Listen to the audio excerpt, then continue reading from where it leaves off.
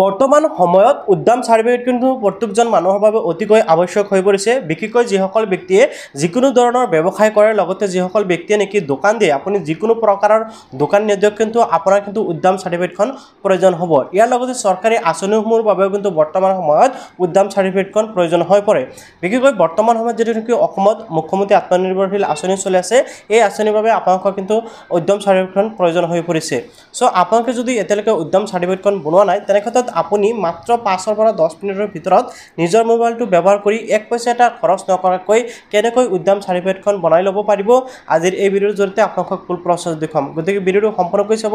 লগতে ভিডিঅ'টো ভাল পালে নিশ্চয় লাইক আৰু চেনেলটো সাবস্ক্ৰাইব কৰিবলৈ পাহৰি নাযাব উদ্যম চাৰ্টিফিকেটখন বনাবলৈ হলে ফাৰ্স্ট টাইম আপোনালোকে উদ্যম পোৰ্টেলটোলৈ আহিব লাগিব আৰু এই পোৰ্টেলটোলৈ অহাৰ বাবে আপোনালোকে জাস্ট কি কৰিব আপোনালোকৰ মোবাইল বা কম্পিউটাৰ যিকোনো এটা ব্ৰাউজাৰ ওপেন কৰিব ওপেন কৰাৰ পিছত আপোনালোকে জাস্ট কি কৰিব উদ্যম ৰেজিষ্ট্ৰেচন বুলি লিখি সাৰ্চ কৰিব মই যেনেকৈ লিখিছো ঠিক তেনেকৈ লিখি সাৰ্চ কৰিব তাৰ পিছত আপোনালোকে দেখিব আছে MSME উদ্যম ৰেজিষ্ট্ৰেচন আপোনালোকে এই লিংকৰ ওপৰত ক্লিক কৰি দিব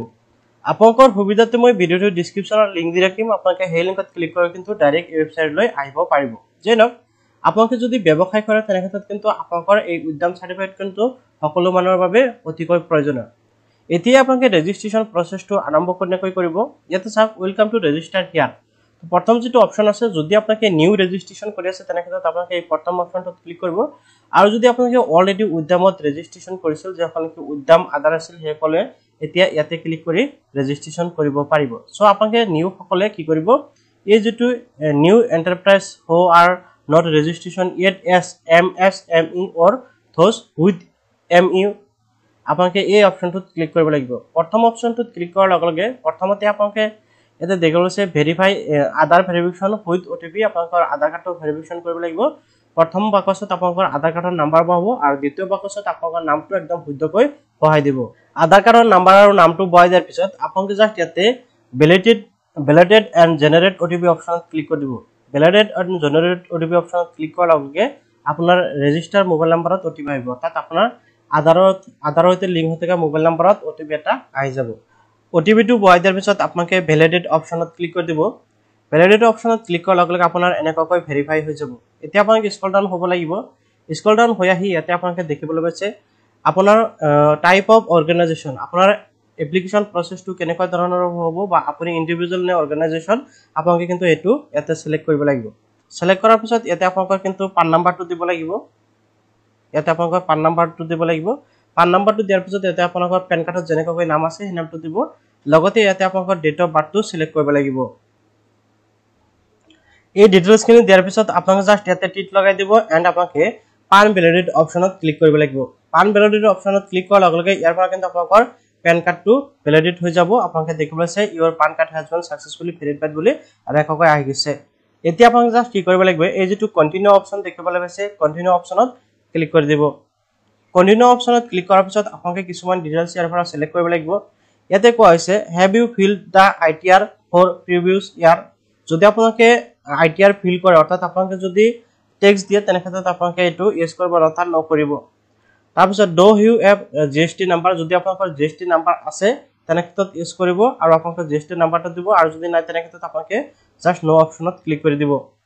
তাৰ পিছত স্ক্ৰল ডাউন হৈ আহিলে আপোনালোকৰ উদ্যম ৰেজিষ্ট্ৰেচন ডিটেইলছসমূহ ইয়াতে দেখিবলৈ পাব ইয়াতে আপোনালোকৰ ফোন নাম্বাৰ দিব অৰ্থাৎ মোবাইল নাম্বাৰটো বহাই দিব ইয়াতে আপোনালোকৰ ইমেইলটো দি দিব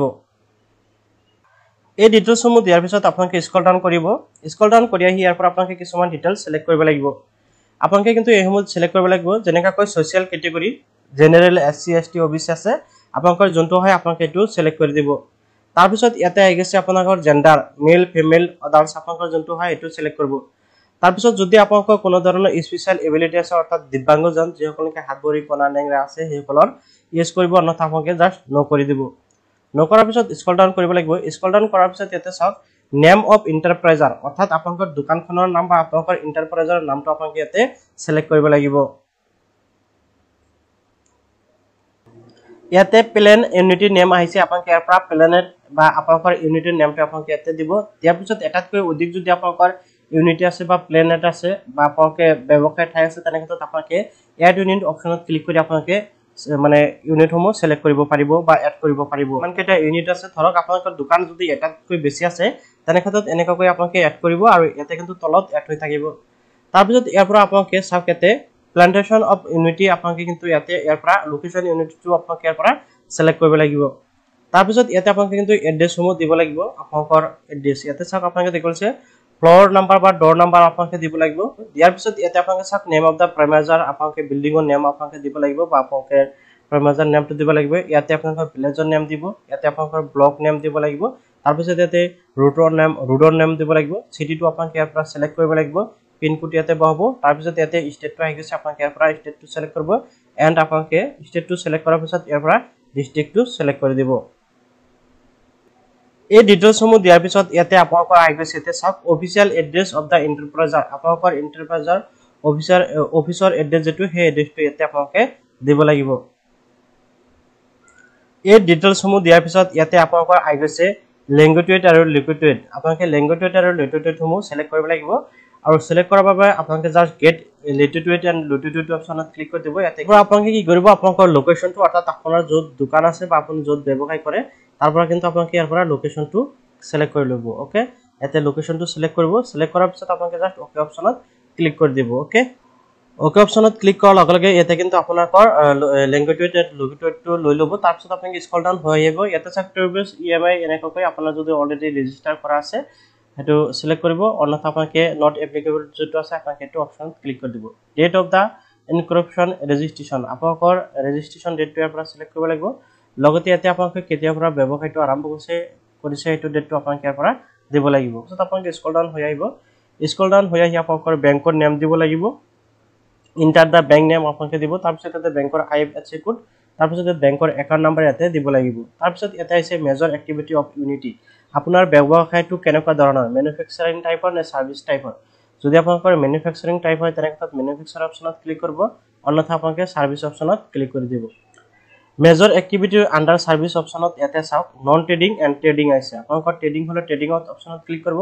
আৰু যদি নন ট্ৰেডিং হয় তেনে ক্ষেত্ৰত নন ট্ৰেডিং অপচনত ক্লিক কৰিব তাৰ পিছত নেশনাল ইন্ডাষ্ট্ৰিয়াল ক্লাসিফিকেশন এনআইসি কোডটো আপোনালোকে ইয়াৰ পৰা সিলেক্ট কৰিব লাগিব ইয়াতে চাওক আপোনালোকে সাৰ্চ এই অপচনটো ক্লিক কৰিব অৰ্থাৎ আপোনালোকৰ যি ধৰণৰ ব্যৱসায় হয় সেই হিচাপে আপোনালোকে ইয়াতে সাৰ্চ কৰিলে কিন্তু আপোনালোকৰ তলত এনেকৈ লিষ্টটো ওলাই আহিব ইয়াৰ পৰা আপোনালোকে সিলেক্ট কৰিব লাগিব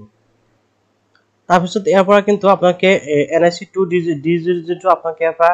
এড কৰি ল'ব এড কৰাৰ পিছত এনেকৈ আপোনালোকৰ এড হৈ যাব মই অলৰেডি এড কৰি লৈছো তাৰ পিছত ইয়াতে চাওক আপোনালোকৰ এমপ্লয়মেন্ট কিমান আছে আপুনি যে ব্যৱসায় কৰে বা আপোনাৰ দোকান বা আপোনালোকৰ ব্যৱসায়ত কিমান এমপ্লয়মেন্ট আছে আপোনালোকে হেতু কিন্তু ইয়াতে দিব লাগিব মেল কিমান আছে আৰু ফিমেল কিমান আছে আপোনালোকে হেতু ইয়াতে দি দিব তাৰ পিছত ইয়াতে কিন্তু আপোনালোকৰ অটোমেটিকলি টোটাল আহি যাব এন্ড আপোনালোকে সব তলফালে দেখিবলৈ পাবে এনেকৈ ডিটেইলছ আহিছে আপোনালোকৰ ব্যৱসায়ৰ ভ্যালু কিমান আপোনালোকে হেতু ইয়াতে দিব পাৰে অনত আপোনালোকে 00 কৰি দিলে কোনো ধৰণৰ অসুবিধা নহয় আপোনালোকে জাস্ট স্ক্ৰল ডাউন কৰিব আৰু এই যেসমূহ ডিটেইলছ আপোনালোকে দেখিব আছে আৰ ইউ ইন্টাৰেষ্ট এনেকৈ আপোনালোকে যেসমূহ দেখিবলৈ আছে আপোনালোকে জেম পোৰ্টেলত ৰেজিষ্ট্ৰেচন আছে নে নাই বা এই যেসমূহ আছে আপোনালোকে এইসমূহ কি কৰিব ইয়েস বা নো আপোনালোকে কৰিব লাগিব ঠিক আছে এই সকলো ডিটেইলছ আপোনালোকে সিলেক্ট কৰাৰ পিছত স্ক্ৰল ডাউন তলফালে হৈ আহিব আৰু ইয়াতে আপোনালোকৰ ডিস্ট্ৰিক্ট কিন্তু অলৰেডি সিলেক্ট হৈ থাকিব ইয়াতে আপোনালোকে টিক লগোৱা থাকিব জাস্ট ইয়াতে আপোনালোকে কি কৰিব submit and get final ODB অপচনত ক্লিক কৰি দিব okay submit and get final ODB অপচনত ক্লিক কৰাৰ লগে লগে আপোনালোকৰ এনেকৈ পপআপ এটা আহিব আপুনি জাস্ট ওকে অপচনত ক্লিক কৰি দিব ওকে অপচনত ক্লিক কৰাৰ লগে লগে এনেকৈ সাব আপোনালোকৰ ইন্টাৰ ওটিপি অপচন আহি গৈছে ইয়াতে চাওক আপোনালোকে দেখিছে ইন্টাৰ ওটিপি আপোনাৰ মোবাইলত কিন্তু ওটিপি এটা আহিব আপুনি জাস্ট সেই ওটিপিটো ইয়াতে বহাব লগতে এই যেটো কিউআৰ কোড ক্যাপচা কোড দেখিবলৈ আছে ক্যাপচাটো কিন্তু আপোনালোকে এই বাকচত বহাব লাগিব সো পেনকলে ইয়াতে মই ওটিপি আৰু এই ক্যাপচাটো বহাই দিছো এতিয়া জাস্ট মই কি কৰিম এই যেটো অপচন আছে ফাইনাল সাবমিট মই ফাইনাল সাবমিট অপচনত ক্লিক কৰি দিম ফাইনাল সাবমিট অপচনত ক্লিক কৰাৰ লগে আকৌ এনেকৈ পপআপ আহিব মই জাস্ট ওকে অপচনত ক্লিক কৰি দিম ওকে অপচনত ক্লিক কৰাৰ লগে উদ্যম ৰেজিষ্ট্ৰেচন সাকসেসফুলি কিন্তু মোৰ হৈ গৈছে আপোনালোকে দেখিব আছে মোৰ উদ্যম ৰেজিষ্ট্ৰেচন নাম্বাৰ অলৰেডি আহি গৈছে এতিয়া জাস্ট মই কি কৰিম তাৰ পিছত ফাইনালি আপোনালোকৰ হোমৱৰ্কত কিন্তু আপোনাৰ উদ্যম ৰেজিষ্ট্ৰেচন সাকসেসফুলি হৈ যাব ইয়াতে চাওক thank you for visiting Udyam registration portal ইয়াতে চাওক thank you for visit Udyam registration portal ministry of MSME your Udyam registration number এনেকৈ আইগিছ অৰ্থাৎ আপোনাৰ ৰেজিষ্ট্ৰেচন নাম্বাৰটো কিন্তু ইয়াতে শো কৰিছে আপুনি কি কৰিব এই ৰেজিষ্ট্ৰেচন নাম্বাৰটো স্ক্ৰিনশ্বট মাৰিব এতিয়া জাস্ট আপোনালোকে সাৰ্টিফিকেটটো প্ৰিন্ট কৰিব পাৰিব আপোনালোকে চাওক প্ৰিন্ট অপচন আছে আৰু ইয়াতে চাওক প্ৰিন্ট সাৰ্টিফিকেট আপোনালোকে প্ৰিন্ট সাৰ্টিফিকেট অপচনত ক্লিক কৰি দিব প্ৰিণ্ট চাৰ্টিফিকেট অপশ্যনত ক্লিক কৰাৰ লগে লগে ইয়াতে আপোনালোকে উদ্যম ৰেজিষ্ট্ৰেশ্যন নাম্বাৰ যেটো আপোনালোকে পালে এইমাত্ৰ এই নাম্বাৰটো আপোনালোকে ইয়াতে বহাব লগতে আপোনালোকে কি কৰিব ইয়াতে আপোনালোকৰ মোবাইল নাম্বাৰটো বহাব মোবাইল নাম্বাৰটো বহাই দিয়াৰ পিছত আপোনালোকে ইয়াতে মোবাইল নাম্বাৰ বা আপোনালোকে ইমেইলত যিকোনো এটা ওটিপি পঠাব লাগিব ওটিপিটো বহাই লগইন অপশ্যনত ক্লিক কৰাৰ লগে লগে আপোনালোকৰ সন্মুখত এনেকৈ কিন্তু উদ্যম চাৰ্টিফিকেটখন আহি যাব আপোনালোকে নিশ্চয় দেখিব লৈছে উদ্যম ৰেজিষ্ট্ৰেশ্যন নাম্বাৰ লগতে এনেকৈ চাৰ্টিফিকেটটো আহিছে আপোনালোকে নিশ্চয় দেখিব লৈছে এতিয়া জাস্ট আপোনালোকে চাওক এই যেটো প্ৰিন্ট সাৰ্টিফিকেট অপচন এই অপচনত ক্লিক কৰি আপোনালোকে এই সাৰ্টিফিকেটখন আপোনালোকে প্ৰিন্ট আউট কৰিব পাৰিব অথবা চাওক স্ক্ৰল ডাউন কৰিলে আপোনালোকৰ যিসমূহ ডিটেইলছ দিছে সকলো ডিটেইলছ কিন্তু ইয়াতে আপোনালোকে শো কৰিব বা আপোনালোকে ইয়াৰ পৰা চাব পাৰিব তো আকৰ্ষণ নিশ্চয় বুজি পাইছে যে আপোনালোকে উদ্যম সাৰ্টিফিকেটখন কেনেকৈ বনাব পাৰিব আৰু উদ্যম সাৰ্টিফিকেটখন কেনেকৈ বনাব পাৰি সেই বিষয়ে নিশ্চয় জানিব পাৰিলে আৰু জানিবলৈ ভাল নিশ্চয় লাইক আৰু চেনেলটো সাবস্ক্ৰাইব কৰিবলৈ পাহৰি নাযাব নিশ্চয় দেখা পালে যে আপোনালোকে কিমান সহজতে উদ্যম সাৰ্টিফিকেটখন বনাব পাৰিব যদি আপোনালোকে দেখা পাই ভাল পালে নিশ্চয় লাইক আৰু কৰিব আৰু চেনেলটো সাবস্ক্ৰাইব কৰিবলৈ পাহৰি নাযাব আপোনালোকে কিন্তু ইজিলি ঘৰত বহি এই উদ্যম সাৰ্টিফিকেটখন বনাব পাৰিব ভিডিও ভাল পালে নিশ্চয় লাইক আৰু কৰিবলৈ পাহৰি নাযাব